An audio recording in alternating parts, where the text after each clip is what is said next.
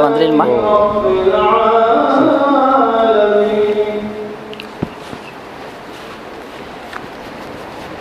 அஸ்ஸலாமு அலைக்கும்.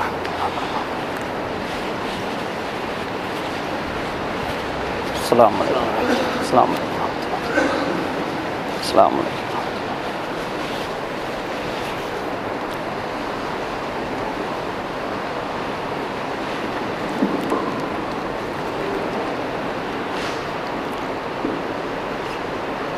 السلام عليكم ورحمة الله تعالى وبركاته.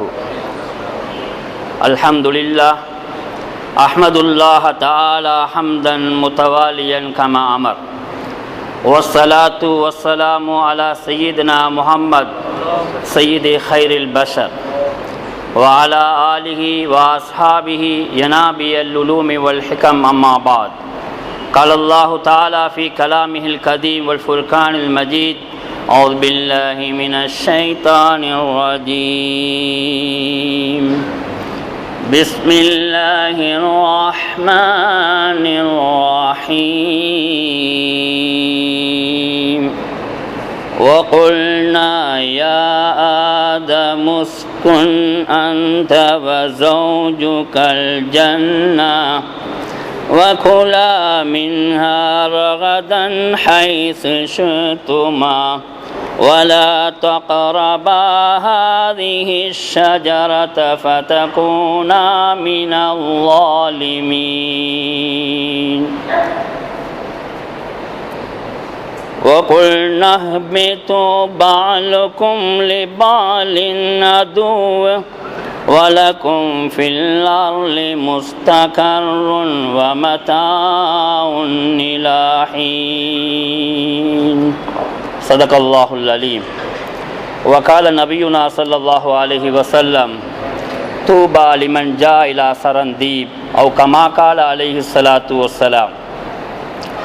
சர்வ புகழும் புகழ்ச்சியும் எம்மை படைத்து பரிபாலிக்கும் சர்வ ஆற்றலும் ஆளுமையும் வல்லமையும் உள்ள அல்லாஹ்வே உனக்கு அனைத்து புகழும். அல்ஹம்துலில்லாஹ். ஸலவாத்தும் சலாமும் கருணையும் சாந்தியும் எங்கள் தலைவர் ஹபீபுனா சையதுனா ஷஃபியூனா முஹம்மதுன் ஸல்லல்லாஹு அலைஹி வஸல்லம் அவர்கள் மீதிலும், அவர்களை துயர்ந்து நடந்த சஹாபாக்கள், தாபிஈங்கள், தபஅத் தாபிஈங்கள், இறைநேச செல்வர்கள், குறிப்பாக இந்த இடத்திலே நல்லடக்கம் செய்யப்பட்டிருக்கின்ற அஸ்ஸயீது ஷரீஃப் அஷ்ஷேக் உஸ்மான் இப்னு அப்துல் ரஹ்மான் சித்திகி பகதாதி ரலியல்லாஹு தஆலா அன்ஹு உட்பட சகல மஷாயிக்மார்களின் மீதும் உரித்தாகுக. கண்ணியத்துக்குரிய சாதாத்துமார்களே, உலமாக்களே, இஸ்லாமிய பெரியார்களே, அன்பு சகோதரர்களே, நாம் நம்முடைய இஸ்லாமிய வரலாற்றை படித்து கொள்ள வேண்டும். இஸ்லாமிய வரலாற்றின் அடிப்படையில் தான் நாம் வாழ வேண்டியிருக்கிறோம். ஒருவனுக்கு ஒரு வரலாறு தெரிந்திருந்தால் அந்த வரலாற்றின் அடிப்படையிலே அவன் முன்னெடுத்து செல்கின்ற பொழுது அவனுடைய இருப்பை அவன் நிலைநிறுத்தி கொள்ளலாம். அவன் வாழுகின்ற இடத்திலே இருக்கின்ற இருப்பை நிலைநிறுத்திக் கொள்வதற்கு அவனுக்கு வரலாற்று சரித்திரங்கள் அவசியமாக இருக்கிறது. இன்று நாம் வரலாற்று சரித்திரத்தை, வரலாற்றுக்களை, ஹிஸ்டரிகளை சரியான முறையிலே அறியாத காரணத்தினால்தான் இன்று எம்மத்தியிலே பிரச்சனைகள் எழுந்து கொண்டிருக்கின்றன. நாம் முற்கால வரலாற்றை அறிவதன் மூலம் எதிர்காலத்திலே நம்முடைய வாழ்க்கையை நாம் சரியான முறையில் அமைத்துக் கொள்ளலாம். எதிர்கால சந்ததிகளுக்கு நம்முடைய வரலாற்றை சொல்லிக் கொடுப்பதன் மூலம் எதிர்காலத்திலே ஒரு சிறந்த ஒரு சமூகத்தை நாம் உருவாக்கலாம். எந்த எதிர்ப்புகள் வந்தாலும், எந்த சவால்கள் வந்தாலும் அதை எதிர்த்து கொடுக்கின்ற ஆற்றல் அந்த வரலாற்றுக்கு இருக்கிறது. எனவே வரலாற்றை நாம் தெரிந்து கொள்ள வேண்டும் என்ற அடிப்படையிலே இலங்கை முஸ்லீம்கள் இந்த நாட்டின் சுதேசிகள், இலங்கை முஸ்லீம்கள் இந்த நாட்டின் உரிமையாளர்கள், இலங்கை முஸ்லீம்கள் இந்த நாட்டின் வந்தேறு குடிகள் அல்ல, அவர்கள் தான் இந்த நாட்டின் சுதேசிகள், சொந்தக்காரர்கள் என்ற வரலாற்றை நான் அல் குர்ஆனின் வாயிலாக உங்கள் மத்தியிலே ஆதாரபூர்வமாக, ஆய்வுபூர்வமாக முன்வைப்பதில் மகிழ்ச்சி அடைகின்றேன். வரலாற்றை படிக்கின்ற பொழுது வரலாற்றுக்கென்று ஒரு நூல் இருக்க வேண்டும். இன்று நாம் வரலாறுகளை காணுகின்றோம், வரலாற்றுகளை திரிவுபடுத்தி மாற்றி எழுதி வைத்திருக்கிறார்கள். காரணம், அது மனிதர்களால் எழுதப்பட்டவை, அது அவ்வாறு தான் இருக்கும். ஆனால் இந்த உலகத்தை படைத்தவன், உலகத்தை பாதுகாக்கின்றவன், உலகத்துக்கு ஒரு வரலாற்றை உருவாக்கினவன், உலகத்தை திட்டமிட்டுக் கொண்டிருக்கின்றவன், எம்மை படைத்து பாதுகாக்கின்ற ரப்பு அல் ஆலமீன் அல்லாஹுக்கு சுப்ஹானஹு வ தஆலா. அவனுடைய வரலாறு எது? அல் குர்ஆன் கலாமுல்லா, அவனுடைய பேச்சு குர்ஆன், அதுதான் வரலாறு. எனவே இந்த குர்ஆன் சொல்லுகின்றதுதான் உண்மையான வரலாறு. எனவே அந்த குர்ஆனின் வரலாற்றின் அடிப்படையிலே நாம் எல்லா இடங்களிலும் வரலாற்றை காணலாம். குர்ஆனிலே அல்லாஹு தஆலா எதையும் விட்டு வைக்கவில்லை. மா ஃபர்ரத்னா ஃபில் குர்ஆனி மின் ஷை, குர்ஆனில் நாம் எதையும் விட்டு வைக்கவில்லை, எல்லாவற்றையும் சொல்லியிருக்கிறோம் என்று குர்ஆன் பறைசாட்டுகின்றது. அந்த அடிப்படையிலே குர்ஆனில் இந்த நாட்டின் ஸ்ரீலங்காவின் வரலாறு இருக்கிறது. அதை அல்லாஹ் சொல்லி வைத்திருக்கிறான் என்பதை நாங்கள் தெரிந்து கொள்ள வேண்டும். அந்த அடிப்படையில் இலங்கையின் வரலாறு, இலங்கையின் முஸ்லிம்களுடைய வரலாறை சற்று நாம் ஆய்வு செய்வோம். எங்கள் நபிகள் முஹம்மது ஸல்லல்லாஹு அலைஹி வஸல்லம் அவர்கள் இறுதி நபி, காத்தமுன் நபி. எனவே அந்த இறுதி நபி ஸல்லல்லாஹு அலைஹி வஸல்லம் அவர்கள் மார்க்கத்தை, அவர்கள் இஸ்லாத்தை அவர்கள் இந்த உலகத்துக்கு கொண்டு வருகிறார்கள். அந்த அடிப்படையிலே நாம் இலங்கை வரலாற்றை பார்க்கின்ற பொழுது ரசூலுல்லாஹ்வுடைய காலத்துக்கு பிறகு இஸ்லாம் எப்போது இலங்கைக்கு வந்தது என்று சொன்னால் வரலாற்றிலே பதியப்பட்டிருக்கிறது. இந்த நாட்டிலே முற்காலத்தில் 2600 வருஷத்துக்கு முன்னால், இஸ்லாம் வருவதற்கு 2600 வருஷத்துக்கு முன்னால் அரேபிகள் வாழ்ந்து கொண்டிருந்திருக்கிறார்கள். அனலாபுரத்திலே அதுக்கான குடிஸ்தலங்கள் இருந்திருக்கிறது. இந்த வகையில் புத்தளத்திலே சில வரலாற்று சரித்திரங்கள் சொல்கிறது, அங்கேயும் அரேபிகள் குடியேறி, மத்திய கிழக்கு நாட்டு அரேபிகள் வியாபார நோக்கமாக இந்த நாட்டிலே குடியேறி இருந்தார்கள். அந்த அடிப்படையில் அரபு நாட்டு மக்கள் அவருடைய நாட்டிலே மக்காவிலே ஒரு நபி தோன்றிவிட்டார் என்ற செய்தியை கேட்டவுடன் இந்த நாட்டில் இருக்கின்ற சிங்கள மன்னரோடு தொடர்பு கொண்டு எங்களுக்கு எங்களுடைய நபியொருவர் வந்திருப்பதாக சொல்கிறார்கள், அங்கே போய் நாம் அந்த தகவலை பெற்று வர வேண்டும் என்று கேட்டபோது அந்நியோன்யமான அந்த அரசாங்க தொடர்பு முஸ்லீம்களுக்கும் அவர்களுக்கும் இடையிலே இருந்ததன் காரணமாக அந்த சிங்கள மன்னர் முஸ்லீம்களுக்கு அவருடைய ஒரு குழுவை நியமித்து மக்காவுக்கு அனுப்பி வைக்கிறார்கள். இது ரசூலுல்லாஹ் இஸ்லாம் தோன்றிய அந்த காலத்திலே போகிறார்கள். போகின்ற பொழுது பிரயாண கஷ்டத்தின் காரணமாக ரசூலுல்லாஹ்வுடைய காலத்தில் தான் செல்கிறார்கள். ஸல்லல்லாஹு அலைஹி வஸல்லம் அவர்கள் மரணித்து விட்டார்கள். அபூபக்கர் சித்திக் ரலியல்லாஹு அன்ஹு அவர்கள் மரணித்து விட்டார்கள். உமர் இப்னு கத்தாப் ரலியல்லாஹுடைய காலத்தில் தான் அவர்கள் போர் சேர்கிறார்கள். காரணம் பிரயாண கஷ்டம் அந்த காலத்தில் என்னென்று தெரியும். இப்போது உமர் இப்னு கத்தாப் ரலியல்லாஹு அன்ஹு சொல்கிறார்கள் இந்த செய்தியை இலங்கையிலிருந்து போன இந்த குழுவினர், அப்போது நாங்கள் இங்கே இருக்கிறோம், இறை தூதரை பற்றி எங்களுக்கு சொல்லுங்கள் என்ற அந்த செய்தியை எடுத்துக்கொண்டு இஸ்லாமிய தாவா தூதோடு இலங்கைக்கு வருகிறார்கள். வருகின்ற வழியிலே பாகிஸ்தானிலே மக்ரம் என்ற இடத்திலே முக்கியமான தூதுவர் மரணித்து விடுகிறார். இன்னா லில்லாஹி வ இன்னா இலைஹி ராஜிஊன். அவர் அங்கே ஷஹீதாகிறார், மரணிக்க அவர் அங்கே அடக்கப்படுகிறார். பிறகு இங்கே மற்றவர்கள் வந்து இந்த இலங்கையிலே இந்த மன்னரிடத்தில் இந்த செய்தியை சொல்வதோடு மற்ற மக்களிடத்திலும் சொன்னபோது இஸ்லாம் இந்த நாட்டிலே உமர் இப்னு கத்தாப் ரலியல்லாஹு ஆட்சி காலத்திலே பரவியது என்பது ஒரு வரலாறு. அந்த வரலாற்றின் அடிப்படையிலே 1423 வருடங்களாகின்றன இஸ்லாம் இந்த நாட்டிலே தோன்றி என்பது இந்த வரலாறு சொல்கிறது. அந்த வகையில் பார்க்கின்ற பொழுது இலங்கையிலே விஜயனும் அவருடைய தோழர்களும் வருவதற்கு முன்னாலே அரபிகள் இங்கிருந்திருக்கிறார்கள். கிறிஸ்துக்கு முன் 377 ஆரியர்கள் இலங்கைக்கு வந்திருக்கிறார்கள். அந்த ஆரியர்கள் வருவதற்கு முன்னாலே முஸ்லீம்கள் இங்கு குடியேறி இருந்திருக்கிறார்கள். அந்த வகையில் அரேபிகள் 2600 வருஷம் பழமையான அரேபிகள் இங்கு இருந்திருக்கிறார்கள் என்பது வரலாற்றிலே பதிவாக இருந்து கொண்டிருக்கின்ற ஒரு விடயம். இது இறை தூதர் முஹம்மது ஸல்லல்லாஹு அலைஹி வஸல்லம் அவர்களுடைய வரலாற்றோடு இஸ்லாம் இலங்கைக்கு வந்ததை நாங்கள் 1423 வருடங்கள் என்று சொல்கின்றோம். இருப்பினும் இஸ்லாம் யாருடைய காலத்தில் தோன்றியது? முதல் நபி, முதல் மனிதர், முதல் முஸ்லிம் யார்? சையதுனா அபூனா, எங்கள் தலைவர் ஆதிபிதா ஆதம் அலைஹிஸ்ஸலாத்து வஸ்ஸலாம் அவர்கள். ஆதம் அலைஹிஸ்ஸலாம் அவர்கள் தான் முதல் மனிதர், முதல் முஸ்லிம், முதல் நபி. இந்த நபி அலைஹிஸ்ஸலாத்து வஸ்ஸலாம் அவர்கள் அவருடைய வரலாற்றோடு குர்ஆன் சொல்லுகிறது அவர்கள் எங்கே வந்து இறங்கினார்கள் என்பதை. அதைத்தான் இப்போது நான் குர்ஆனின் வாயிலாக உங்களுக்கு முன்வைக்க விரும்புகின்றேன். குர்ஆனிலே அல்லாஹ் சொல்கின்றான், வகுல்னா யா ஆதம் உஸ்குன் அன்த வஸௌஜுகல் ஜன்னா வகுலா மின்ஹா ரகதன் ஹைஸு ஷி'துமா வலா தக்ரபா ஹாதிஹி ஷஜரத ஃபதகூனா மினல் ஸாலிமீன் வகுல் நஹ்பிது பஅலுக்கும் லிபஅலின் நது வலக்கும் ஃபில் அர்லி முஸ்தகர்ருன் வ மதாஉன் இலா ஹீன் என்று சூரத்துல் பக்ராவிலே நாங்கள் படிக்கின்றோம். ஆதம் அலைஹிஸ்ஸலாம் அவர்களையும் அவர்களின் துணைவியான ஹவ்வா அலைஹிஸ்ஸலாம் அவர்களையும் நாங்கள் சொன்னோம், நீங்கள் சுவர்க்கத்திலே குடியிருங்கள் என்று சொன்னோம். அவர்களுக்கு மேலும் சொன்னோம், வகுலா மின்ஹா ரகதன் ஹைஸு ஷி'துமா, நீங்கள் விரும்பிய முறையில் இங்கிருக்கின்ற உணவுகளை எல்லாம் புஷித்து வாழ முடியும், உங்களுக்கு மகிழ்ச்சியோடு வாழ முடியும். இருப்பினும் இந்த குறிப்பிட்ட மரத்தை மாத்திரம் நீங்கள் நெருங்கக்கூடாது என்று இறைவன் கட்டளை பிறப்பித்தான். பிறகு ஷைத்தான் பார்த்தான், அவர்களுக்கு ஒரு சேஷ்டையை உருவாக்கி ஃபஅஸல்லஹும் அஷ்-ஷைத்தான் ஃபஅഖ்ரஜஹுமா, அவர்களுக்கு ஷைத்தான் ஒரு சேஷ்டையை உருவாக்கி அவர்களை அங்கிருந்து வெளியேற்றுவதற்கு ஷைத்தான் காரணமாக இருந்த வரலாறை நாங்கள் குர்ஆனிலே காணுகின்றோம். நீண்ட வரலாறு, நான் என்னுடைய வரலாற்றுக்காக அதை சுருக்கிக் கொள்கின்றேன். இப்போது அங்கிருந்து இவர்கள் இந்த கனியை சாப்பிட்டதன் காரணமாக இவர்களை அல்லாஹ் தஆலா அந்த சுவர்க்கத்திலிருந்து அனுப்ப முனைகின்றான்.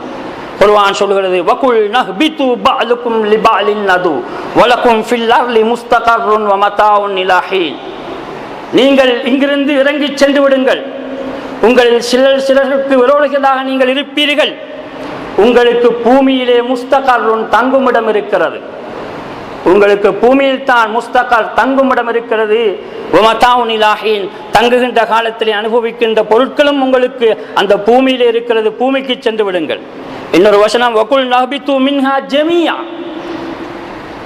ஆதமையும் ஹவ்வாவையும் மாத்திரமல்ல ஜமீஆ எல்லோரும் சேர்ந்து நீங்கள் இந்த பூமியை நோக்கி செல்லுங்கள் என்று அடுத்த கட்டளை வருகிறது சூரத்துல் பக்ராவிலே 38வது வசனம். இப்போது அவர்கள் அங்கிருந்து இறக்கப்படுகிறார்கள். எங்கே இறக்கப்படுகிறார்கள்? இங்கேதான் நாங்கள் தஃசீர்களை பார்க்க வேண்டியிருக்கிறோம். குர்ஆன் தஃசீர்களை கொண்டுதான் விளக்கம் பெற வேண்டியிருக்கிறோம். குர்ஆனுக்கு நாங்கள் குர்ஆனிலே விளக்கத்தை காணலாம், அல்லது குர்ஆனுக்கு ஹதீஸிலே விளக்கத்தை காணலாம், அல்லது குர்ஆனுக்கு இமாம்களுடைய கருத்துக்களிலே விளக்கத்தை காணலாம். அந்த அடிப்படையில் தஃசீரை கொண்டு குர்ஆனுடைய விரிவுரைகளை கொண்டுதான் நாங்கள் குர்ஆனுக்குரிய விளக்கத்தை பெற்றுக்கொள்ள வேண்டும் என்ற அடிப்படையில் இதற்கு குர்ஆனுடைய தஃசீர்கள், விரிவுரைகள் சகலதும் சொல்லுகின்ற விளக்கத்தை தான் நான் உங்கள் மத்தியிலே முன்வைக்க விரும்புகின்றேன். ஆதம் அலைஹிஸ்ஸலாத்து வஸ்ஸலாம் அவர்கள் எங்கே இறங்கினார்கள் தெரியுமா? மௌதிஉன் பிஜபல் சரந்தீப், ரூஹுல் மஆனியிலே ஜுஸு முதலாவதிலே 238வது பக்கத்திலே இது இடம்பெற்றிருக்கிறது. ஆதம் அலைஹிஸ்ஸலாம் அவர்கள் சரந்தீபின் மலையில் தான் இறக்கப்பட்டார்கள். இலங்கை திருநாடு அன்று சரந்தீப் என்று அழைக்கப்பட்டது அரேபிகளால். அந்த சரந்தீபிலே இருக்கின்ற ஜபல்லே தான், மலையில் தான் அவர்கள் இறக்கப்பட்டார்கள். இன்னொரு விளக்கம், ஃபஅபத ஆதம் பிசரந்தி ஃபில் ஹிந்த் யுகாலு பிஜபல் யுகாலு லஹு பூத் அவ் நூத் மாஹு ரிஹுல் ஜன்னா, சுவர்க்கத்தின் வாடைகளோடு சுவர்க்கத்தின் மனப்பொருட்களோடு நீங்கள் சுவர்க்கத்தின் உடைகளை தரித்த நிலையில் அவர்கள் மரத்திலே அந்த கனியை சாப்பிட்டதன் காரணமாக நிர்வாணமாக்கப்பட்டார்கள். சுவர்க்கத்தின் இலை கொலைகளைத்தான் அவர்கள் உடையாக அணிந்தார்கள். அதே சமயத்தில் அவர்களுக்கு அல்லாஹ் சுப்ஹானஹு வ தஆலா அந்த உடைகளை கொடுத்து இந்த உலகத்துக்கு அனுப்புகிறான். மாஹு ரிஹுல் ஜன்னா, சுவர்க்கத்தின் நறுமண வாடைகள் தரித்த அந்த உடையை அணிந்த நிலையிலே அவர்கள் சரந்தீபிலே, இந்திய தேசத்தோடு இணைந்திருந்த சரந்தீபிலே இறங்குகிறார்கள் என்று சொல்லப்படுகிறது. அந்த காலத்தில் பாக்கு நீரிணை என்ற இந்த கடலரிப்பு இல்லாத காரணத்தினால் இதுவும் இந்தியாவும் ஒன்றாகத்தான் இருந்தது, தரையாக இருந்தது. ஆனால் ஹிந்து என்ற வார்த்தை இந்த இடத்திலே பயன்படுத்தப்படுகிறது. இந்தியாவிலே இருக்கின்ற சரந்தீபிலே இந்த இடத்திலே அவர்கள் இறக்கப்பட்டார்கள். அல் குர்துபி என்ற தஃசீர் இதை சொல்லுகிறது. அதே போன்று ஸக்கரஹு இப்னு கஸீர், இப்னு கஸீர் இமாம் அல்லாமா இப்னு கஸீர் மிகப்பெரிய ஒரு இமாம் தஃசீரிலே எல்லோரும் ஏற்றுக்கொள்கின்ற ஒருவர். எல்லா இயக்கவாதிகளும் இப்னு கஸீரை ஏற்றுக்கொள்கிறார்கள். அவர்கள் என்ன சொல்கிறார்கள் பாருங்கள், ஃபஹபத ஆதம் பிசரந்தி மின் அர்லில் ஹிந்த் அலா ஜபல் யுகால் லஹு நூத். நூது என்று சொல்லப்படுகின்ற இந்திய தேசத்தோடு இணைந்திருக்கின்ற சரந்தீபிலே தான், அந்த மலையிலே தான் ஆதம் அலைஹிஸ்ஸலாம் அவர்கள் இறங்கினார்கள். வஹபத் ஹவ்வா பிஜித்தா, ஹவ்வா அலைஹிஸ்ஸலாம் துணைவி ஜித்தாவிலே இறக்கப்படுகிறார்கள். இப்லீஸ் அதே நேரத்திலே அவர்களோடு இணைந்திருந்து அவர்களுக்கு சேஷ்டை செய்த அந்த கூட்டமும் சேர்ந்துதான் அதனால தான் குர்ஆன் சொல்றது ஜமீஆ, எல்லோரும் இறங்கி விடுங்கள் என்று. அந்த வகையில் ஷைத்தான் பிமௌலிஹிம் மினல் பஸரா அலா அம்யால், பஸராவிலே பல மைல்களுக்கு அப்பால் ஷைத்தான் எடுத்தெறியப்படுகிறான். வல் ஹய்யா பி இஸ்பஹான், ஷைத்தான் நுழைவதற்கு சுவர்க்கத்துக்கு காரணமாக இருந்த அந்த பாம்பு இஸ்பஹான் என்ற இடத்திலே இறக்கப்படுகிறது. தஃசீர் கபீரிலேயும் வருகிறது.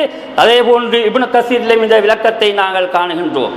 இதே போன்று ஜமல், தஃசீர் ரூஹுல் பயான், தஃசீர் சாவி, தஃசீர் ஹாசின் போன்ற சகல தஃசீர்களும் குர்ஆனுடைய விரிவுரைகளும் இந்த குர்ஆனுடைய வசனத்துக்கு சூரத்துல் பக்ராவில் வருகின்ற 38வது வசனத்துக்கு விளக்கம் தருகின்ற பொழுது இவ்வாறு தான் எல்லா தஃசீர்களும் சொல்லுகிறது. உலக வரலாற்றை சற்று ஆய்வு செய்து பார்க்கின்ற பொழுது கூட ஆதம் அலைஹிஸ்ஸலாம் அவர்கள் எங்கே இறங்கினார்கள் என்று இந்த வரலாறு தான் சொல்லிக் கொண்டிருக்கிறது. இதற்கான நிறைய ரெஃபரன்சஸ்கள் என்னால் எடுக்கப்பட்டு உஷாத்துணை நூல்களை கொண்டு நான் ஒரு ஆய்வை செய்து வைத்திருக்கின்றேன். அந்த ஆய்வின் முடிவில் தான் இந்த கருத்துக்களை உங்கள் முன்னால் நான் வைக்கின்றேன். இந்த வகையில் அவ்வளவு இன்சான், அவ்வளவு முஸ்லிம், அவ்வளவு நபி என்று சொல்கின்ற முதல் மனிதர், முதல் முஸ்லிம், முதல் நபி என்று சொல்கின்ற ஆதம் அலைஹிஸ்ஸலாத்து வஸ்ஸலாம் அவர்கள் இறங்கிய புனிதமான முத்தான பூமியிலே நாங்கள் குடியிருந்து கொண்டிருக்கிறோம். இந்த இடம் சாதாரண இடம் அல்ல. ஆதம் அலைஹிஸ்ஸலாம் அவர்கள் வருகின்ற பொழுது கூட அவர்களுக்கு சுவர்க்கத்திலிருந்து அல்லாஹ் கிஃப்ட் ஒன்றை, நன்கொடையை கொடுத்தான். வலது கையிலே ஹஜருல் அஸ்வத் கல்லை கொடுத்தான். இடது கையிலே சுவர்க்கத்தின் நறுமணங்கள் செறிந்த அல்லது மூலிகைகள் செறிந்த மரங்களை கையிலே கொடுத்துத்தான் இங்கே அனுப்பினானாம். அதைத்தான் அவர் எடுத்து இலங்கைக்கு வருகிறார், சரந்தீபிலே இறங்குகிறார்.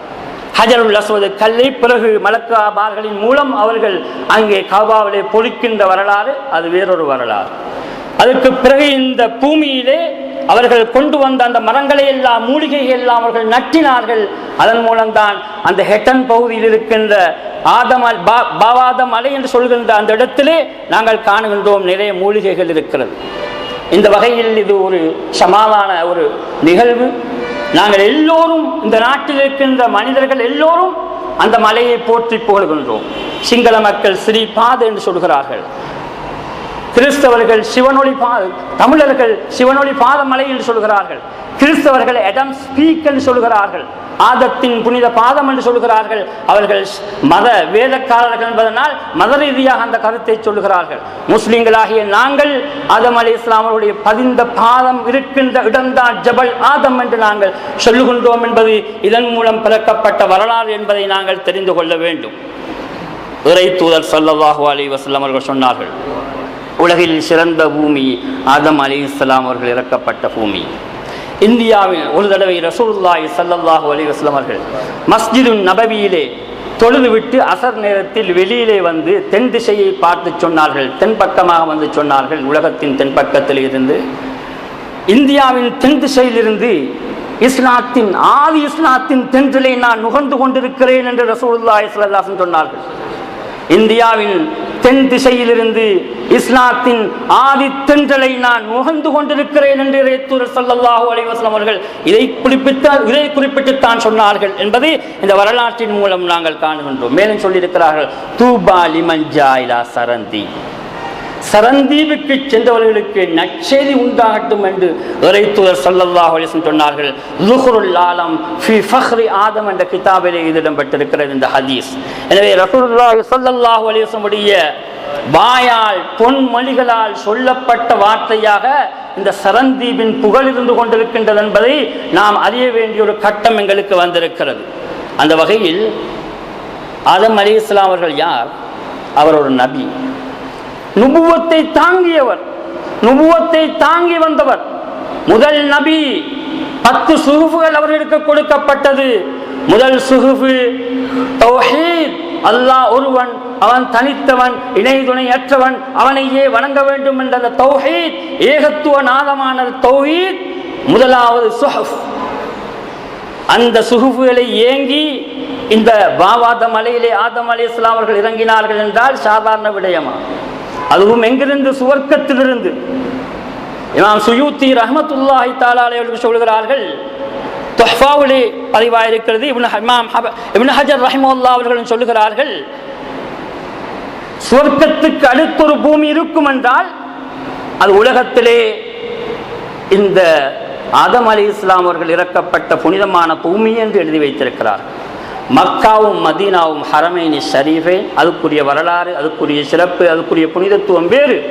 இருப்பினும் ஆதம் இறக்கப்பட்ட அலைஹிஸ்ஸலாத்து வஸ்ஸலாம் அவர்கள், ஆதம் அலைஹிஸ்ஸலாம் இறக்கப்பட்டவர்கள் சுவர்க்கத்திலிருந்து நேரே ஜபல் ஆதத்துக்கு இறக்கப்பட்டார்கள். எனவே அந்த வகையில் சுவர்க்கத்தின் அடுத்த பூமி உலகத்திலே ஆதம் அலைஹிஸ்ஸலாம் அவர்கள் இறக்கப்பட்ட பூமி என்று இமாம்கள் எழுதி வைத்திருக்கின்ற ஒரு வரலாற்றை நாங்கள் கிதாபுகளிலே காணுகின்றோம் என்றால் எங்களுடைய வரலாறு இவ்வளவு புனிதமானது என்பதை நாங்கள் தெரிந்து கொள்ள வேண்டியிருக்கின்றோம்.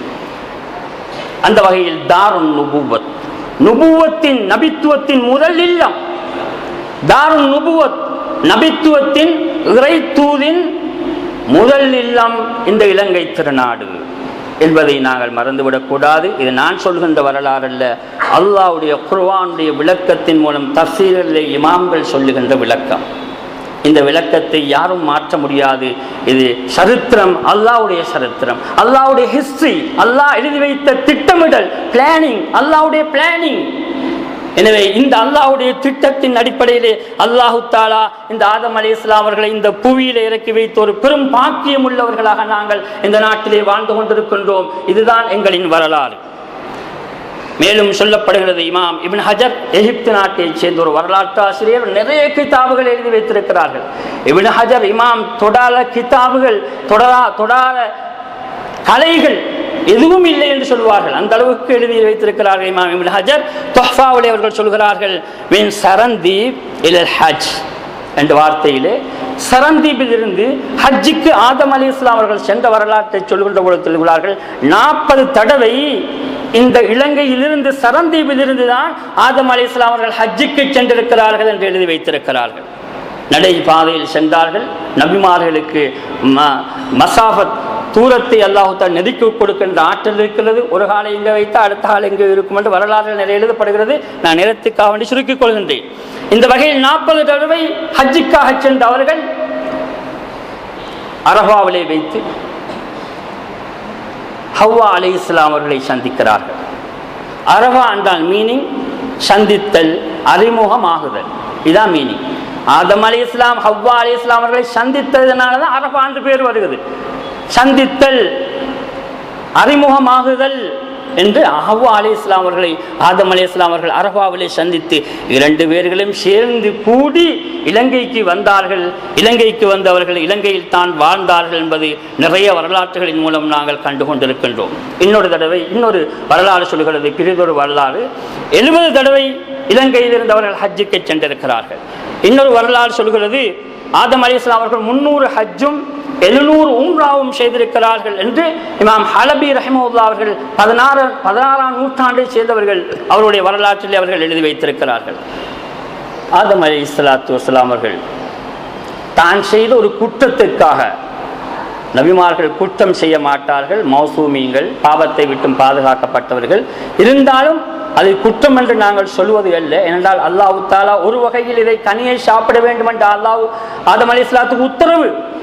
ஏன் இந்த உலகம் பிரபஞ்சம் உருவாக வேண்டும், பிரபஞ்சத்தின் இந்த சந்ததிகள் உருவாக வேண்டும், ரப்பென்ற எண்ணெய் உலகம் அறிய வேண்டும் என்பது அல்லாஹ்வுடைய வேறு திட்டம். எனவே அந்த திட்டத்தின் அடிப்படையில் அல்லாஹ் தஆலா ஆதம் அலைஹிஸ்ஸலாத்துக்கு அந்த கனியை சாப்பிடுகின்ற ஆசையை மூட்டினான் என்று இமாம்கள் எழுதி வைத்திருக்கிறார்கள். அதனால் ஆதம் அலைஹிஸ்ஸலாம் அவர்கள் பாவி என்று யாரும் சொல்லக்கூடாது. மௌசூமீன்கள், அவர்கள் பாவத்தை விட்டும் பாதுகாக்கப்பட்டார் என்பதுதான் எங்களுடைய அஹ்லுஸ் சுன்னத் வல் ஜமாஅத்துடைய கொள்கை. அந்த வகையில் ஆதம் அலைஹிஸ்ஸலாம் அவர்கள் பாவ மீட்சிக்காக, ஏதோ அந்த ஒரு பாவ மீட்சிக்காக 300 வருடங்கள் அல்லது 500 வருடங்கள் பாவாத மலையிலே அவர்கள் ஒற்றை காலில் நின்று அவர்கள் தௌபா செய்து அழுது புலம்பினார்களாம். அவருடைய அழுகையை கூட, அவர்களுடைய தௌபாவை கூட எங்கள் கண்மணியாய நாயகம் முஹம்மது ஸல்லல்லாஹு அலைஹி வஸல்லம் கொண்டுதான், அல்லாஹ் தஆலாவுடைய வசீலாவை கொண்டுதான் ஏற்றுக்கொண்டது என்பது இன்னொரு வரலாறு. எனவே ஆதம் அலைஹிஸ்ஸலாம் அவர்கள் இந்த தௌபாவை, மன்னிப்பை பெறுவதற்காக வேண்டி அரஃபாவுக்கு சென்று அங்கே அவர்கள் மன்னிப்பை பெற்ற வரலாறை நாங்கள் காணுகின்றோம். அடுத்து ஆதம் அலைஹிஸ்ஸலாம் அவர்களும் ஹவ்வா அலைஹிஸ்ஸலாம் அவர்களும் இந்த நாட்டிலே அவர்கள் 2 பேர்களும் சந்தோஷமாக வாழுகின்ற பொழுது 20 சூழில் 40 பிள்ளைகள் அவர்களுக்கு ஆரம்பமாக பிறந்தது. அதற்கு பிறகு 500 பிள்ளைகளாக அது பெருகியது. ஆதம் அலைஹிஸ்ஸலாம் மரணிக்கின்ற பொழுது 1000 வருஷம் வாழ்ந்த அவர்கள் மரணிக்கின்ற பொழுது அவர்கள் 40,000 பேரப்பிள்ளைகளை கண்ணால் கண்டுகளித்தார்கள் என்று வரலாற்றில் எழுதப்பட்டிருக்கிறது. அந்த வகையில் ஆதம் அலைஹிஸ்ஸலாம் அவர்கள் சாதாரண ஒரு மனிதர் அல்ல, அவர்கள் நபி. அவர்கள் இந்த உலகத்தில் இறங்கிய வரலாறை நாங்கள் இதிலே காணுகின்றோம். அடுத்து அறிவின் தோற்றுவாய், அறிவின் ஆரம்பம், கல்வியின் ஆரம்பம் எது என்று சொன்னால் அதுவும் இந்த இலங்கை திருநாடு தான். குர்ஆன் சொல்லுகிறது, வஅல்லம ஆதமல் அஸ்மாஅ குல்லஹா சும்ம அரலஹும் அலல் மலாயிகா. அல்லம ஆதமல் அஸ்மாஅ குல்லஹா. ஆதம் அலைஹிஸ்ஸலாம் அவர்களுக்கு அனைத்து பேர்களுடைய செய்திகளையும் கற்றுக் கொடுத்தான். அனைத்து பேர்களையும் அல்லாஹ் கற்றுக் கொடுத்தான். ஆதம் அலைஹிஸ்ஸலாம் அவர்கள் 700 பாஷைகள் பேசியிருக்கிறார்கள். 700 பாஷைகள் பேசியிருக்கிறார்கள். மினல் அரபியா வல் ரூமியா வல் ஃபாரிசியா என்று நிறைய தஃசீர்கள் எழுதப்படுகிறது. ரோம் பாஷை, பாரசீக பாஷை, அரபு பாஷை, இன்னும் பல பாஷைகள், மொத்தம் 700 பாஷைகள் அவர்கள் பேசினார்கள். இந்த 700 பாஷைகளையும் அவருடைய 40,000 பேரப்பிள்ளைகளும் உலகளாவிலே பரப்பினார்கள் என்பது வரலாறு. அதிலும் நான் சொல்கின்ற விடயம், இந்த நாடுதான் அந்த சிறப்பையும் பெறுகிறது. உலகத்தில் சுவர்க்கத்திலிருந்து ஆதத்துக்கு அறிவை கொடுத்து அல்லாஹ் இந்த அல்லம ஆதமல் அஸ்மா குல்லஹா சும்மா அரலஹும் அலல் மலாயிகா என்ற இந்த பிரசன்டேஷனை, ஆதம் அலைஹிஸ்ஸலாத்துக்கும் மலக்குமார்களுக்கும் ஏற்பட்ட பிரசன்டேஷனை அல்லாஹ் தஆலா நேரா எங்க இறக்குறான்? இந்த பாவாத மலையில் இறக்குறான். அதனால் கல்வியின் தோற்றுவாய், அறிவின் தோற்றுவாய், நாலேஜின் பேஸ்ட் இந்த இலங்கை திருநாடு என்பது வரலாறு சொல்லிக் கொண்டிருக்கின்றது. அது குர்ஆனின் வரலாறு. அந்த வகையில் நான் ஒரு ஆண்டு கணிப்பீடை உங்கள் முன்னால் வைக்க விரும்புகின்றேன். ஆதம் அலைஹிஸ்ஸலாத்து வஸ்ஸலாம் அவர்கள் தோன்றி நூஹ் அலைஹிஸ்ஸலாமுடைய காலத்தின் எல்லையை பார்க்கின்ற பொழுது ஆதத்துக்கும் நூஹுக்கும் இடையில் அலைஹிஸ்ஸலாத்து வஸ்ஸலாம் 2 பேர்களுக்கும் இடையில் உள்ள ஆண்டு கணிப்பீடு 2240. 2240 ஆதம் அலைஹிஸ்ஸலாம் அவர்களுக்கும் நூஹ் அலைஹிஸ்ஸலாமுடைய காலத்துக்கும் இடைப்பட்ட காலம். அடுத்து நூஹ் அலைஹிஸ்ஸலாம் அவர்களுக்கும் இலா சய்யிதனா முஹம்மது ஸல்லல்லாஹு அலைஹி வஸல்லம் அவர்களுக்கும் எங்கள் நபிகள் திலகம் ஸல்லல்லாஹு அலைஹி வஸல்லம் அவருடைய காலத்துக்கும் இடையில் உள்ள டியூரேஷன் காலம் எவ்வளவு என்று சொன்னால் 3774. இப்போது நாங்கள் வாழுகின்ற ஹிஜ்ரி ஆண்டு 1438. மொத்தம் 7450 வருடங்களாக 52 வருடங்களாகின்றன. 7452 years. அதே வேளையில் அப்துல் ரஹீம் அவருடைய கலைக்களஞ்சியத்தில் எழுதி வைத்திருக்கிறார், வரலாற்றின் அடிப்படையில் தான் 8000 வருஷம் என்று எழுதி வைத்திருக்கிறார். இலங்கையின் வரலாற்றை எடுத்து பாருங்கள், கலைக்களஞ்சியத்தில் கூட 8000 வருஷம் என்று எழுதி வைத்திருக்கிறார். அந்த வகையில் ஆதம் அலைஹிஸ்ஸலாம் அவர்கள் தாருன் நுபுவத் என்ற நபித்துவத்தை இந்த உலகத்துக்கு கொண்டு வந்து, இஸ்லாமிய தீனுல் இஸ்லாத்தை கொண்டு வந்து முதலாக அவர்கள் பரப்பி என்ற வரலாற்றின் ஒரு சான்றை நாங்கள் பார்க்கின்ற பொழுது 8000 வருஷங்களாக இருக்கின்றன.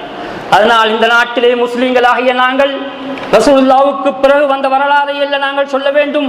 ஆதம் நபி அலைஹிஸ்ஸலாம் அவர்களின் முதல் நாங்கள் நம்முடைய வரலாறை இந்த நாட்டிலே சொல்லிக் கொடுக்க வேண்டிய பொறுப்பு இருந்து கொண்டிருக்கிறது. 8000 வருஷம் பழமையான வரலாறு இந்த முஸ்லிம் சமூகத்தின் வரலாறு. நாம் இந்த நாட்டின் சுதேசிகள், நாம் இந்த நாட்டின் உரிமையாளர்கள், நாம் இந்த நாட்டின் வந்தேறு குடிகள், வந்தான் வருத்தான் அல்ல, நாம் தான் இந்த நாட்டின் சுதேசிகள் என்பது குர்ஆனின் வரலாறு. ஆனால் வரலாற்றை மறைத்திருக்கிறார்களோ அல்லது மறுத்திருக்கிறார்களோ அல்லது மாற்றியிருக்கிறார்களோ அது பின்னால் வந்தவர்கள். ஆனால் அல்லாஹ் சுப்ஹானஹு வ தஆலா இந்த வரலாற்றின் உண்மையை அடிப்படையில் தீனுல் இஸ்லாத்தின் அடிப்படையிலே தான் இந்த நாட்டை அல்லாஹு தஆலா திரும்ப அவனிடத்தில் இருப்பான். அதற்கான வாய்ப்பை அல்லாஹு தஆலா தர வேண்டும் என்று நாங்கள் அல்லாஹ்விடத்திலே பிரார்த்தனை செய்கின்றோம். அடுத்து நாங்கள் பார்க்கின்றோம் அந்த பாதச்சுவடு. ஆதம் அலைஹிஸ்ஸலாம் அவருடைய ஜபல் ஆதத்திலே அந்த பாதச்சுவடு இருந்திருக்கிறது. அது இன்றும் இருக்கிறது, மறைக்கப்பட்டிருக்கிறது. நான் 2 வருடங்களுக்கு முன்னால் சென்றேன், பார்க்க வேண்டும் என்று சொன்ன போது நிசங்கம் அல்ல உடைய காலத்திலே அப்படியே மூடிப்பட்டது, இப்பவும் மூடி வச்சுக்கிறோம் என்று சொன்னார் அங்கு இருக்கின்றவர், மதகுரு ஒருவர் சொன்னார்.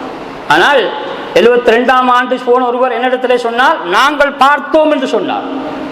நீங்கள் வயதாளிகள் நிறைய பேர் இருப்பீர்கள், பாவாத மலைக்கு சென்றவர்கள் பார்த்திருப்பீர்கள். அந்த வகையில் அந்த மலையிலே, அந்த மலையின் உயரம் 7351 அடி, 7351 feet. அவருடைய கூம்பிலே 74 அடி. அவருடைய கூம்பு உச்சம் எவரெஸ்ட். அவருடைய உயரத்திலே 74 அடி, நீளம் அகலம் 24 அடி. அவருடைய பாதச்சூடு, ஆதம் அலைஹிஸ்ஸலாமுடைய பாதச்சுவட்டின் தடயம் 5 அடியும் 4 அங்குலம் நீளம், அகலம் 2 அடியும் 6 அங்குலம் என்று எழுதப்பட்டிருக்கிறது. இதை சொன்னவர்கள் வரலாற்று ஆசிரியர் இப்னு பத்தூதா ரஹிமஹுல்லாஹு தஆலா அவர்கள். அவருடைய வரலாற்றை நான் சொல்கின்றேன். அடுத்து இங்கே நாங்கள் ஒரு ஹிஸ்டரியை பார்க்கின்றோம். எடம் ஸ்பீக் என்ற வரலாறை பார்க்கின்ற பொழுது, தாவூத் நபி அலைஹிஸ்ஸலாம் அவர்களுக்கு ஜபூர் வேதம் கொடுக்கப்பட்டது யூனானி பாஷையிலே, கிரேக்க மொழியிலே. எனவே அவர்களுக்கு அந்த தாவூத் அலைஹிஸ்ஸலாம் அவர்களுக்கு கொடுக்கப்பட்ட ஜபூர் வேதத்திலே எழுதப்பட்டிருக்கிறது பாவாத மலையை பற்றி, ஜபல் ஆதத்தை பற்றி. அதனால் அங்கிருக்கின்ற மக்கள் இங்கே வந்திருக்கிறார்கள். கிறிஸ்துக்கு முன் 1000 வருஷத்துக்கு முன்னால் இங்கே வந்திருக்கிறார்கள். பிசி 1000 இயர்ஸுக்கு முன்னால் இங்கே வந்திருக்கிறார்கள் என்று வரலாற்றில் எழுதப்பட்டிருக்கிறது. அதனால் தான் அவர்கள் எடம் ஸ்பீக் என்ற அந்த பெயரை வைத்துவிட்டு சென்றார்கள். ஷீனர்கள் இங்கே வந்து ஆதம் அலைஹிஸ்ஸலாமுடைய அந்த பாதத்தின் ஒரு பெருவிரலின் அச்சை வெட்டி எடுத்து கொண்டு போய் ஜைத்தூன் என்று அங்கே சீனாவில் இருக்கின்ற மியூசியத்திலே வைத்திருக்கின்றதாக வரலாறு எழுதப்பட்டிருக்கிறது. அவர்கள் தான் முதல் இந்த இடத்துக்கு ரூபி என்ற செம்மாணிக்கத்தை காணிக்கையாக கொண்டு வந்து வைத்தார்கள் என்றும் அந்த வரலாறு எழுதப்பட்டிருக்கிறது. வரலாற்று ஆசிரியர்களின் சான்றுகளை இன்னும் நாம் மேலோக்கி பார்க்கின்ற பொழுது, கிறிஸ்துக்கு பின் 1332 ஆங்கில ஒரு யாத்திரிகர் சொல்கிறார், ஆதமும் ஏவாவும் ஏபலின் மரணத்துக்காக துக்கம் கொண்டாடிய சிகரம் இந்த பாவாத மலை என்று எழுதி வைத்திருக்கிறார்கள். ஆதம் அலைஹிஸ்ஸலாம் அவர்களும் ஏவாவும், அவர்கள் சொல்கின்ற வார்த்தை ஆதம் அலைஹிஸ்ஸலாம் ஹவ்வாவும், ஏபலின் ஹாபிலின் மரணத்துக்காக துக்கம் கொண்டாடிய இடம் இதுதான். ராமேஸ்வரத்திலே நாங்கள் காணுகின்றோம் ஹாபில் அலைஹிஸ்ஸலாம் அவர்களுடைய மக்பரா இருக்கிறது. ஹாபிலுக்கு ஏற்பட்ட அந்த சண்டையில் ஹாபிலை கொண்டார். அது ராமேஸ்வரத்திலே மையவாடி இருக்கிறது. இப்போதும் பார்க்கலாம். இலங்கையும் இந்தியாவும் ஒன்றோடு இருக்கின்ற பொழுது அங்கே அடக்கம் செய்யப்பட்டிருக்கிறார்கள். அதனால் இந்த வரலாறு எங்களுக்கு சான்றாக இருக்கின்றது. இந்த வரலாற்றின் சரித்திரத்தை சொல்கின்ற ஒரு ஆங்கில ஆசிரியர், ஆதமும் ஏவாவும் ஏபலின் மரணத்திற்காக துக்கம் கொண்டாடிய சிகரம் இந்த மலை என்றவர்கள் எழுதி வைத்திருக்கிறார்கள். அதே போன்று 1345 9வது மாதம் 21ஆம் தேதி இப்னு பத்தூத்தா இந்த இலங்கைக்கு காலடி வைக்கிறார். ரெஹ்லா இப்னு பத்தூத்தா என்ற கிதாபிலே 2 ஜுஸு இருக்கிறது, 2 பாகம். அதில் இந்த வரலாறு எழுதப்படுகிறது. 17 நாட்கள் இப்னு பத்தூத்தா அவர்கள் இங்கே இருந்தார்கள். ஆரிய சக்கரவர்த்தி புத்திரத்தில் ஆட்சி செய்து கொண்டிருந்தார். அவரிடத்திலே சென்று சொன்னார், நாம் வந்த நோக்கம் இந்த மலைக்கு செல்ல வேண்டும், உதவியை தாருங்கள் என்று கேட்டபோது நிறைய உதவி அளித்தார். யோகிகளையும் அங்கே செல்கின்றவர்களையும் கொடுத்து இவர்களுக்கு நிறைய பாதுகாப்பும் கொடுத்து அனுப்பி வைத்தார். குருநாங்கல் வழியால சென்று தேவந்துர வழியால ஹம்மந்தோட்ட தேவந்துர வழியாக அவர்கள் இறங்கி வந்தார்கள் என்று வரலாற்றில் எழுதப்படுகிறது. அதற்கு பிறகு அவர் காலிக்கு சென்றார்கள். அங்கே ஒரு மாலுமியை சந்தித்தார்கள். அதுக்கு பிறகு கொழும்புக்கு வந்தார்கள். இங்கே 500 சிப்பாய்களை சந்தித்தார்கள் என்றெல்லாம் நிறைய வரலாறுகள் ரெஹ்லா இப்னு பத்தூத்தாவில் எழுதப்பட்டிருக்கிறது. இப்னு பத்தூத்தா ரஹிமஹுல்லாஹ் அவர்கள் சொல்கிறார்கள், பாவாத மலைக்குள்ள பாதைகள் பாபா மாமா என்று 2 பாதைகள் இருப்பதாக அவர்கள் தான் எழுதி வைத்திருக்கிறார்கள். எனவே இந்த வரலாறு சாதாரண வரலாறு அல்ல என்பதை நீங்கள் தெரிந்து கொள்ள வேண்டும். அடுத்து ஆதம் அலைஹிஸ்ஸலாம் அவர்கள் இங்கே வந்த வரலாற்றை நாங்கள் பார்க்கின்ற பொழுது, இந்த நாட்டில் இருக்கின்ற ஜியாராக்கள், இந்த நாட்டில் இருக்கின்ற மக்பராக்கள் இதற்கு ஆதாரம். இந்த மக்பராக்கள், இந்த ஜியாரத்துக்கெல்லாம் சான்றுகளாக இருந்து கொண்டிருக்கிறது. இந்த ஆதம் அலைஹிஸ்ஸலாம் அவர்கள் இங்கே வந்தார்கள் என்று முதல் இங்கே நல்லடக்கம் செய்யப்பட்டிருக்கின்ற அஷ்ஷைக் உஸ்மான் இப்னு அப்துர் ரஹ்மான் அல்-பக்தாதி அஸ்-சித்தீகி ரலியல்லாஹு தஆலா அன்ஹு அவர்கள் பாவாத மலைக்காக வேண்டித்தான் இங்கே வந்தார்கள் என்று அஷ்ஷைக் மௌலானா அலி ஜப்ரத்தி மௌலானா அவர்கள் எழுதி வைத்திருக்கிறார்கள். அதுக்காக வேண்டி வந்தவர்கள். அதே போன்று அவர்கள் சொல்கிறார்கள், கண்டியில் அடக்கப்பட்டிருக்கின்ற மீரா மக்காம் ஷாம் ஷிஹாபுத்தீன் வலியுல்லாஹ் ரலியல்லாஹு அன்ஹு அவர்கள் கூட இந்த ஜபலுக்காக, ஆதம் அலைஹிஸ்ஸலாத்துடைய பாதத்தை பார்ப்பதற்காக, ஜபல் ஆதத்துக்கு செல்வதற்காக, பாவாத மலைக்கு செல்வதற்காகத்தான் அவர்கள் இங்கே வந்தார்கள் என்று எழுதி வைத்திருக்கிறார்கள். அதே போன்று அங்க கம்பளில் இருக்கின்ற கூஃபி ஒலியுல்லாஹ் அவருடைய வரலாறும் இந்த பாவாத மலைக்கென்று எழுதப்பட்டிருக்கிறது. அதே போன்று கஷ்டவிட்டில் இருக்கின்ற உமர் அப்துல்லா பாதீபி ரஹிமஹுல்லாஹ் அவருடைய வரலாறும் இந்த பாவாத மலைக்காக வேண்டியவர்கள் வந்தார்கள் என்று எழுதப்பட்டிருக்கிறது. அதைவிட குத்துபுல் அக்தா ஓதுல்லா சையீது ஷரீப் ஓதுனா மஹியுத்தீன் அப்துல் காதிர் ஜீலானி அப்துல் அஸ்ருல் அசீஸ் அவர்கள் அவருடைய வரலாற்றிலே பதிவாக இருக்கிறது. அவர்கள் இந்த பாபாத மலைக்காக இங்கே வந்தபோதுதான் ஜெயிலானியிலே அவர்கள் சந்தித்தார்கள், தங்கினார்கள் என்று. ஜெயிலானியிலே அவர்கள் தங்கின வரலாற்றை வருகின்ற பொழுது அவர்கள் அங்கே வந்து தங்கிக் கொண்டு இங்கே வந்து அவர்கள் பாபாத மலைக்கு சென்றார்கள் என்று எழுதப்பட்டிருக்கிறது. அதே போன்று அஸ்ஸயீது ஷரீப் அப்துல் காதிர் ஷேக் மீரான் சாஹிப் நாகூர் ஒலியுல்லாஹ் ரலியல்லாஹு அன்ஹு அவர்கள் நாகூரில் அடங்கப்பட்டிருக்கின்றவர்களும் கூட 400 சாபுகளோடு வந்தார்கள் அவர்கள் பாபாத மலைக்கு. அதுக்கு பிறகு அவர்கள் ஜெயிலானிக்கு சென்று விட்டு போனார்கள் என்று அவருடைய வரலாற்றில் எழுதப்பட்டிருக்கிறது. எனவே இந்த வரலாற்று சரித்திரங்களை நாங்கள் ஆய்வு செய்து பார்க்கின்ற போது இந்த வரலாறுகள் அனைத்தும் எங்களுக்கு சொல்லிக் கொண்டிருக்கின்றது. இந்த நாட்டின் சுதேசிகள் முஸ்லீம்களாகிய நாங்கள் 8000 வருஷம் இந்த பாபாத மலையுடைய வரலாற்றோடு தொடர்பு கொண்ட காரணத்தினால் இந்த நாட்டிலே நாங்கள் இங்கே வாழ்ந்து கொண்டிருக்கின்றோம் என்பது இந்த தெளிவான ஆதாரங்கள் எங்களுக்கு நிறைய சொல்லிக் கொண்டிருக்கிறது. அதில் இன்னொரு வரலாறை சுருக்கி சொல்லி விடைபெறுகின்றேன். ஆதம் அலைஹிஸ்ஸலாம் அவர்கள் வெள்ளிக்கிழமை பிறந்தார்கள், வெள்ளிக்கிழமை வஃபாத்தானார்கள். அடக்கம் செய்யப்பட்ட இடங்கள் சம்பந்தமாக கிதாபுகளில் எழுதப்பட்டிருக்கிறது. அபு குபைஸ் என்ற மலையிலே மகாரத்துல் குன்ஸ் என்ற இடத்திலே மக்காவிலே அடக்கப்பட்டார்கள் என்பது ஒரு வரலாறு. இன்னொரு வார்த்தை ஜபல் பூஸ் என்ற இடத்தில், ஜபல் பூஸ் என்ற பெயரிலே ஒரு மலையிலே சரந்தீப் இலங்கையிலே அடக்கம் செய்யப்பட்டார்கள் என்று இன்னொரு வரலாறு. இன்னொரு வரலாறு கஅபாவிலே அவர்கள் அடக்கம் செய்யப்பட்டார்கள், கஅபாவுக்கு வெளியிலே அவருடைய கால் வைக்கப்பட்டிருக்கிறது என்று ஒரு வரலாறு. இன்னொரு வரலாறு பைத்துல் முகத்திஸிலே அவர்கள் அடக்கப்பட்டார்கள் என்று. இன்னொரு வரலாறு MICH உடைய டைரியிலே வரலாற்று புத்தகத்திலே இலங்கை சோனக இன வரலாறு என்ற அவருடைய வரலாற்றை அவர்கள் எழுதி வைத்திருக்கிறார்கள். 1906ஆம் ஆண்டு ஒரு AGA உதவி அரசாங்க அதிபர் சொல்லுகிறார் ஒரு ஹிஸ்டரியை. நான் தலைமன்னாருக்கு சென்றேன். அங்கே நான் ஆதம் ஹவ்வாவுடைய கல்லறைகளை நான் கண்டேன். பெரும் வேலியால் சுற்றி வளைத்து அடைக்கப்பட்டிருந்தது. அது ஒரு மணல் மேட்டு பூமி, சுத்தமாக இருந்தது. அந்த மக்களோடு நான் கதைத்தேன். அங்கே கதைத்த போது அவர்கள் என்னிடத்தில் வந்து சொன்னார்கள், இது ஆதத்துடைய ஹவ்வாவுடைய மக்பரா, மன்னரை என்று சொன்னார்கள், கல்லறை என்று சொன்னார்கள் என்று அவர்கள் சொன்னார்கள். நான் அதை பார்த்தேன். அது பெரும் வேலியாக கட்டப்பட்டிருந்தது. அதே போன்று பெரிய வெள்ளை துணியால் மூடப்பட்டிருந்ததை நான் கண்டேன் என்று அவர்கள் எழுதி வைத்திருக்கிறார்கள். இது எங்களுடைய MICH டைரியில் அவருடைய ஹிஸ்டரி புக்கில் இலங்கை முஸ்லீம் சோனக கலாச்சார நிலைய வரலாற்றிலே நாங்கள் காண முடியும். இந்த வகையில் இலங்கை திருநாடு சாதாரண நாடு அல்ல. இது இஸ்லாத்தின் பிறப்பிடம், தீனுல் இஸ்லாத்தின் பிறப்பிடம். இந்த இலங்கை திருநாட்டுடைய வரலாறு முஸ்லீம்களுடைய வரலாறு தான் உண்மையான வரலாறு. அந்த வகையில் 8000 வருஷம் பழமையான இந்த வரலாற்றை கொண்ட நாங்கள் இந்த நாட்டிலே வாழ்ந்து கொண்டிருக்கின்றோம். அல்லாஹ் சுப்ஹானஹு வ தஆலா இந்த வரலாற்றின் அடிப்படையிலே தீனுல் இஸ்லாத்தை இந்த இலங்கை திருநாட்டிலே பாதுகாப்பானார். யா அல்லாஹ், எங்கள் நாட்டிலே முஸ்லீம்களாகிய நாங்கள் வாழ்ந்து கொண்டிருக்கிறோம். முஸ்லீம்களுக்கு எந்த பிரச்சனைகளும் வந்துடாமல் முஸ்லீம்களை யா அல்லாஹ் பாதுகாப்பாயா. முஸ்லீம்களுடைய மையவாடிகளை, முஸ்லீம்களுடைய நிறுவனங்களை, முஸ்லீம்களுடைய மசாஜிதுகளை, முஸ்லீம்களுடைய மதாரிசுகளை, முஸ்லீம்களுடைய ஏனைய நிறுவனங்களையும் யா அல்லாஹ் பாதுகாப்பாயாக. முஸ்லீம்கள் இந்த நாட்டிலே சகல உரிமைகளையும் சலுகைகளையும் பெற்று வாழ்கின்ற ஒரு சூழலை யா அல்லாஹ் எங்களுக்கு உருவாக்குவாயாக. எங்களுடைய பாவங்களை மன்னிப்பாயாக, எங்களுடைய கஷ்டங்களை அகற்றுவாயாக, எங்களுடைய வியாபாரங்களை பரக்கத்தை செய்வாயாக. எங்கள் வியாபாரங்கள் தொழில்களுக்கு யா அல்லாஹ் உண்மையான பாதுகாப்பை தந்தருள்வாயாக. யா அல்லாஹ் எங்கள் அனைவருக்கும் நீ அருள் புரிந்து கிருபை செய்வாக. ஜன்னத்துல் ஆலா என்ற சுவர்க்கத்திலே நபிமார்களோடு, குறிப்பாக எங்கள் நாயகம் ஸல்லல்லாஹு அலைஹி வஸல்லம் அவர்களோடும் ஆதம் அலைஹிஸ்ஸலாம் போன்ற நபிமார்களும் குடியிருக்கக்கூடிய பாக்கியத்தை எங்களுக்கு தந்தருள்வாயாக. ஆமீன். வாஹிர் தவானா அல்ஹம்துலில்லாஹி ரப்பில் ஆலமீன். வஸ்ஸலாமு அலைக்கும் வரஹ்மத்துல்லாஹி தஆலா வபரகாத்துஹு.